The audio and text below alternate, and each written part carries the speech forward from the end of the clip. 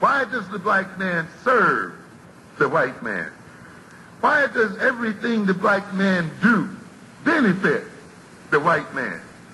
Why does the black man say freedom is doing what I want to do? And why is it that everything he wants to do enriches the European?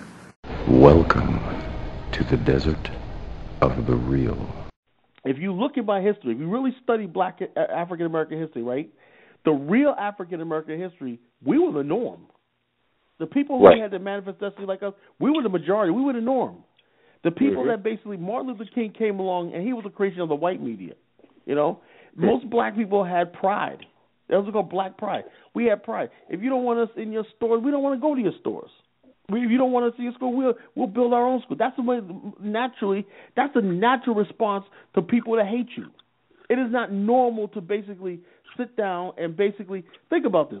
They burned Black Wall Street to the ground, right? Rosewood, Wilmington, Forsyth, Georgia, many other places in America, Detroit, one of the worst race riots in history. All these things happened to us in so-called after slavery. And I'm saying to myself, and not to mention all the lynchings and everything else that went along, the Scottsboro boys, all these things happened to us and everything, and we basically had to say, well, the white man is so powerful. We look at his tall buildings, we look at his big banks, we look at his industry. All it is his infrastructure. Right. That's it. We're so smitten. Let's be honest. When you're from New York, right? When you drive across that George Washington Bridge, man, what's the thing you feel so inferior and insignificant, you know? And you see these big tall buildings. You see these subways that go way down into the earth and whatnot. You see all this stuff. You see all this majesty. You see these beautiful buildings and these people out here that got this wealth, the money. You see the white man's civilization, and the whole thing is you know that you are not a part of it. So you can do two things. You could basically be on the street corner yelling, kill cracker, this, that, and the other thing, when she goes by and laughs, you know, because like, look what I got. He knows you're there. He knows. But he probably has more respect for the person that killed cracker because he knows what he's doing, what he historically did to them, you know. And then you got the black man who walks down Wall Street who try to pretend like he's white, like none of this happened, like he doesn't have a problem with slavery. But deep down inside, he's angry. Well, because what brings it out is when he tries to get a cab and whatnot, and a cab rides right by him. That reminds him that you a nigga. That's a little bit too far. What makes him angry is when he's in there and he's got to work 4 to 5 times harder than his white counterpart, you know, for the same amount of money or even less.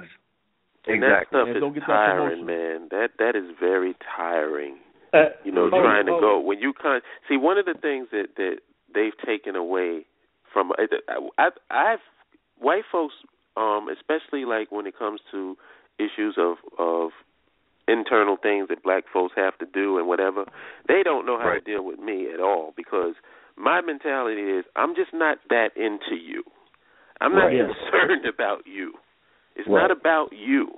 You know what I'm saying? And I'm trying to get my brothers and sisters to have that same mindset because they have elevated the white man to, like I said, like supervillain status. Like a god. Right. You know, like this guy is the master of the universe or something. It's like, no. Most of the time, you are giving this man more attention than he really deserves. Right.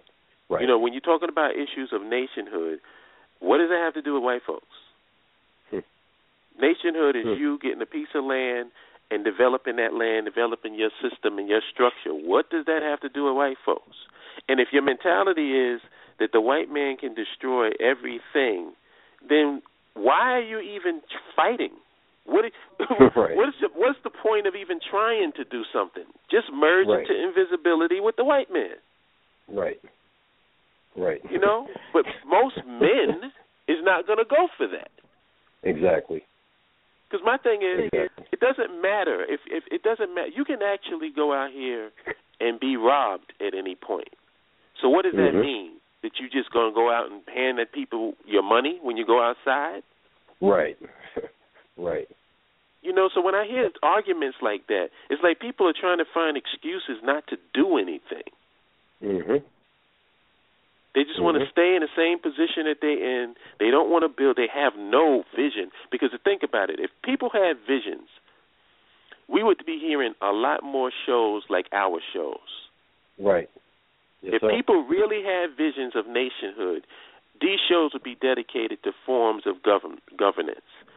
You have shows dedicated to infrastructure and how you build this, how you build that. How do you build a bridge that's up to code so that cars don't fall into the damn ocean when they ride across it?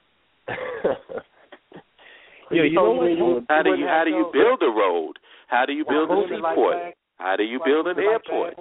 Stuff like that. You know? That's Brother Earl? What do you say, Brother Earl? You mean like the show you posted on Facebook about why do women like bad boys? That's what they're saying. Yes, sir. Yeah. We keep hearing the same content over and over, recycled, because these people have run out of material. Right. Yeah. I mean, they're gonna start recycling weaves and all this kind of stuff and everything. I mean, some things have been talked about. And, I mean, these are subjects that I saw on your show when I first came on the internet looking for information. That I saw on your show, Holo, 5 years ago. They were like, I mean, these things are it just seems like they don't want to take the next step in thinking something to figure it out because it's going to have to make you do something. See, if you just talk about social issues, you don't have to do anything because there's always going to be a different social issue. But if you start talking about nationhood, that is the end point. So once you already have the end point of we're going to have a nation in Africa, that's the end point. Now you have to figure out the steps to get to that end point.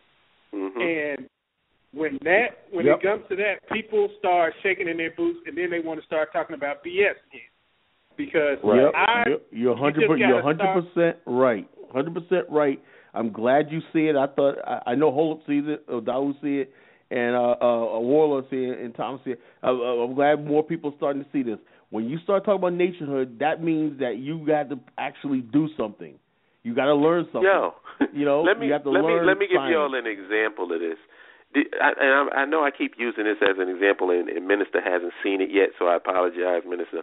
But do you remember Hero? Remember in Hero when the two guys were getting ready to fight, when Jet Li was getting ready to fight the dude, they would both close their eyes and they would envision how the fight would go. Mm-hmm. And then they start fighting.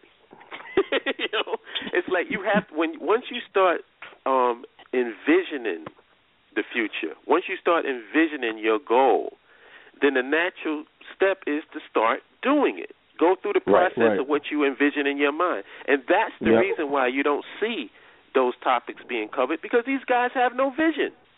True. They don't have a clue.